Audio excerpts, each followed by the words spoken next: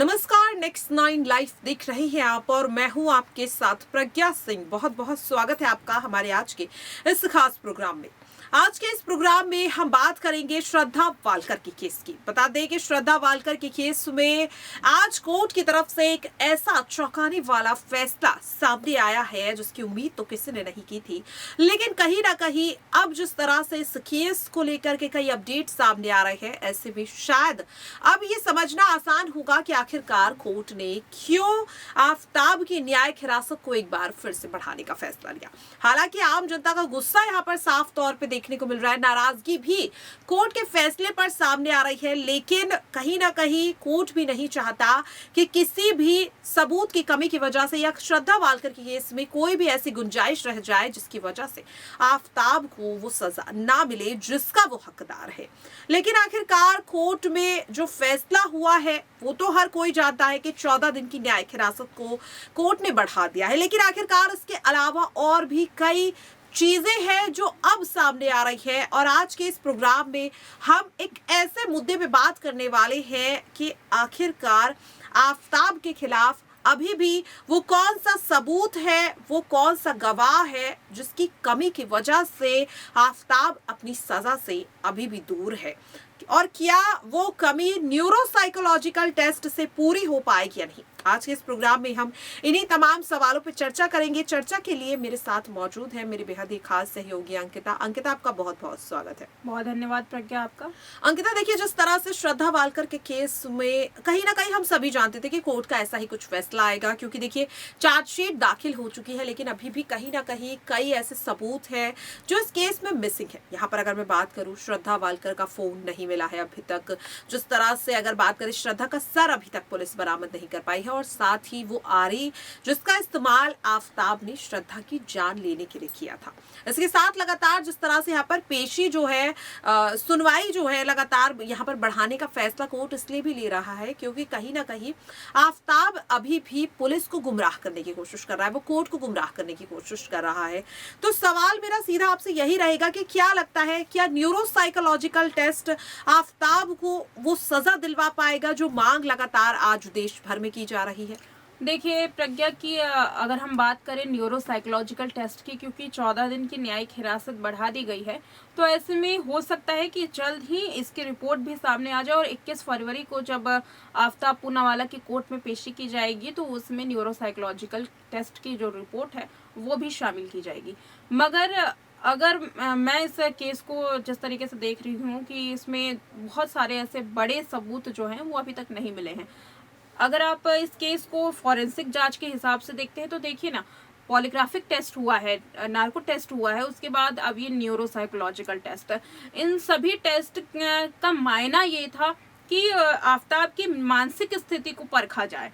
मायना ये था कि आफताब क्या कुछ छिपा रहा है, क्या जो सवालों के जवाब है वो सही दे रहा है। इस चीज को टटोलने के लिए फॉरेंसिक जांचें की गई थी, जिसमें न्यूरोसाइकोलॉजिकल एक भाग है जो पता चल सकता है कि आफताब की दिमाग में चल क्या रहा है, क्या कुछ वो सोच रहा है। हालांकि इसमें ये नहीं पता चलेगा कि आफताब प्लानिंग क्या बना रहा है, ये पता चलेगा कि उसकी मानसिक स्थिति कैसी है। लेकिन किसी की मानसिक स्थिति को हम जांच परख करके ये बिल्कुल भी नहीं कह सकते कि ये न्यूरोसाइकोलॉजिकल टेस्ट उसे सजा दिलवाने के लिए काफी है।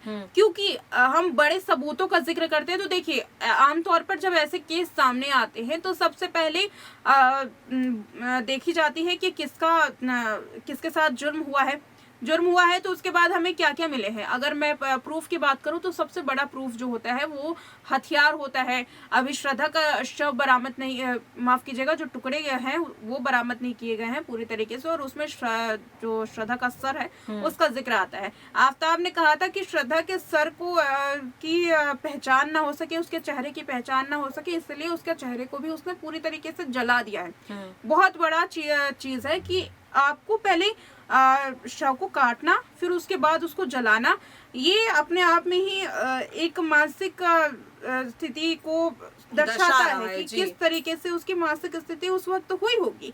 दूसरी बात करूं कि अगर आफताब पूनावाला का जो हथियार है, जिस हथियार से उसने ये पूरे वारदात को अंजाम दिया, अगर वो मिल जाता है, जो कि अभी नदारत है, और ये इस केस में बहुत बड़ा सबूत है।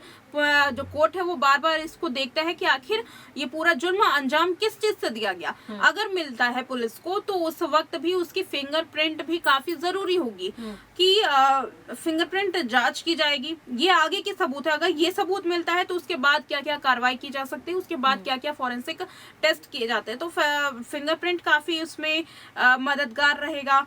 और अगर फिंगरप्रिंट नहीं है तो भी आफ्ताब पूनावाला और उसकी पुलिस की जांच पर सवाल खड़े होंगे कि अब फिंगरप्रिंट कहाँ से ढूंढ करके दे। तो वो चीजें नहीं मिली। श्रद्धा का फोन बरामद नहीं किया गया क्योंकि ये श्रद्धा का फोन बहुत बड़ा सबूत है। हमने जो चैट्स देखे थे कि श्रद्धा ने इंस्टाग्राम पर अपने दोस्त को बताया था कि उसको किसी चीज की खबर मिल गई है। तो हो सकता है कि अगर आगे आने वाले दिनों में फोन बरामद किया जाए तो वो प्लानिंग श्रद्धा के खिलाफ आफ्ताब पूनावाला जो कर रहा था, शायद श्रद्धा ने अपने फोन में कैद कर ली हो, इस वजह से उसका फोन फेंक दिया। तो ये सबूत काफी ज्यादा अहम है और ये सबूत नहीं मिले हैं तो कहीं ना कहीं से केस जो है वो अभी भी थोड़ा सा कमजोर है। अगर सबूत मिल जाते हैं, जो कि आफ्ताब पूनावाला काफी चालाक है, वो गुमराह करने की कोशिश कर रहा है, तो हो सकता है कि जल्द ना मिले। मगर पुलिस जिस तरीके से कार्रवाई कर रही है, क्योंकि बीते शुक्रवार को गुरुग्राम में जाकर के जांच की गई है, तो हो सकता है कि कुछ ना कुछ उसमें सबूत सामने आए और आरी का जिक्र हो, चाहे श्रद्धा के सर का जिक्र हो, चाहे मोबाइल फोन का जिक्र हो, कुछ भी मिले तो इस केस में और ज्यादा मजबूती लाई जा सकती है। जी, और अंकिता यहाँ पर मेरा आपसे अगला सवाल इस चीज को लेकर होगा, क्योंकि देखिए लगातार देखने को मिल रहा है कि आफ्ताब की न्यायिक हिरासत को बढ़ाया जाता है और यहाँ पर थोड़े बहुत वक्त के लिए भी नहीं, सीधा 14 दिन यानी कि 2 हफ्तों के लिए बढ़ाया जाता है। ऐसे में लगातार ये भी मांग उठ रही है कि श्रद्धा वालकर के केस को निचली अदालत में नहीं बल्कि हाई कोर्ट में भेज देना चाहिए, क्योंकि शायद हो सकता है कि हाई कोर्ट में जल्दी फैसला आ जाए। या फिर अगर मैं बात करूं जिस तरह से श्रद्धा के पिता ने फास्ट ट्रैक कोर्ट की भी मांग की थी, जब वो डिप्टी सीएम महाराष्ट्र के डिप्टी सीएम देवेंद्र फडणवीस से मिले थे, उस वक्त भी उन्होंने कहा था कि वो चाहते हैं कि जल्द से जल्द इंसाफ मिले और इसके लिए इस केस को फास्ट ट्रैक कोर्ट में चलाना चाहिए। तो क्या लगता है, क्या आप भी इस चीज से इत्तेफाक रखती है कि श्रद्धा वालकर के केस में अगर 21 फरवरी को भी कोर्ट फैसला नहीं सुनाता तो ये केस हाई कोर्ट में या फिर फास्ट ट्रैक कोर्ट में चलाना चाहिए या वहां पर भेजना चाहिए? जी बिल्कुल प्रज्ञा, देखिए इस पूरे जो केस की सुनवाई होती है वो बहुत ज्यादा पेचीदा होती है, बहुत सारे प्रोसेस से गुजरना पड़ता है।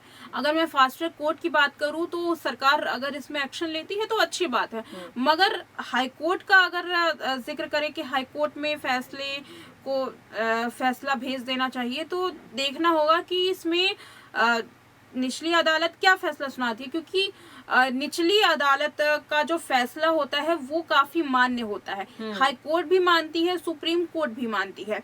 ऐसे में जब तक हाई कोर्ट इस पर सुनवाई नहीं करेगा, जब तक निचली अदालत इसमें कोई भी फैसला ना सुना दे, अगर निचली अदालत इसमें कोई भी फैसला सुना देता है तो उसकी चुनौती देने के लिए हम हाई कोर्ट या सुप्रीम कोर्ट का दरवाजा खटखटा सकते हैं। लेकिन हाई कोर्ट में अभी ये फैसला नहीं चल रहा, अभी डिस्ट्रिक्ट कोर्ट में चल रहा है, और डिस्ट्रिक्ट कोर्ट में जब तक इसकी प्रोसीजर पूरा नहीं हो जाएगा, जब तक आरोपी को कोई सजा नहीं मिल जाती है, तब तक ये पूरा मामला जो है वो हाई कोर्ट में नहीं आएगा और हाई कोर्ट भी इस मामले को नहीं लेगा, क्योंकि एक तरीके से निचली अदालत की अवमानना ही कहलाएगा और कोर्ट किसी दूसरे कोर्ट की अवमानना नहीं कर सकता है, क्योंकि जज काफी ज्यादा इसमें मान्य रखते हैं और हाई कोर्ट के जज निचली अदालत के जज को कभी भी अवहेलना उनकी नहीं करेंगे। इसलिए क्या कुछ फैसला सुनाता है कोर्ट, वो हाई कोर्ट भी देखना चाहता है, वो भी इसकी जांच परख करेगा।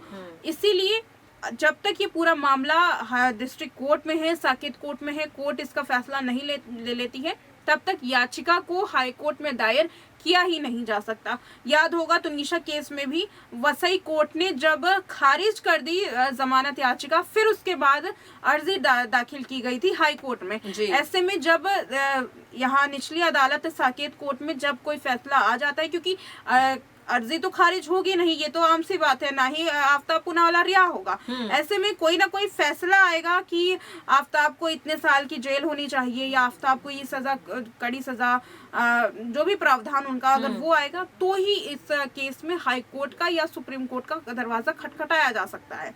तो अभी फिलहाल अगर मैं सुप्रीम कोर्ट की बात करूं कि कहीं डायरेक्ट ये लोग सुप्रीम कोर्ट भी ना चले गए, तो प्रोसेस ये होता है निचली अदालत, हाई कोर्ट, फिर सुप्रीम कोर्ट का। अगर सुप्रीम कोर्ट भी डायरेक्ट जाते हैं तो सबसे पहले सुप्रीम कोर्ट यही कहेगी कि हाई कोर्ट में आपको दरवाजा खटखटाना चाहिए था। फिलहाल अगर मैं जिक्र करूं हाई कोर्ट का भी, तो भी बहुत ही ज्यादा देर होगी, उसमें बहुत सारे प्रोसेस होते हैं, बहुत सारी सुनवाई होती है, और अगर ये पूरा मामला हाई कोर्ट में जाता है तो उतने ही कारगर सबूत भी पुलिस को सामने रखने होंगे, क्योंकि इसमें बहुत बड़े बड़े सबूत हैं जो पुलिस को अभी नहीं मिले हैं। जी अंकिता, तो ये सबूत भी काफी मायने रखते हैं हाई कोर्ट में जाने के लिए। जी बहुत बहुत धन्यवाद अंकिता। तो यहाँ पर कहीं ना कहीं अंकिता ने श्रद्धा वालकर के केस को लेकर के कई ऐसे अपडेट दिए हैं, क्योंकि लगातार दर्शक भी ये जानना चाहते हैं कि आखिरकार क्या वजह है, क्यों अभी तक आफ्ताब को सजा नहीं मिल पाई है। फिलहाल के लिए इस खास प्रोग्राम में इतना ही। बाकी ऐसी ही तमाम अपडेट से जुड़े रहने के लिए देखते रहिए Next 9 Live।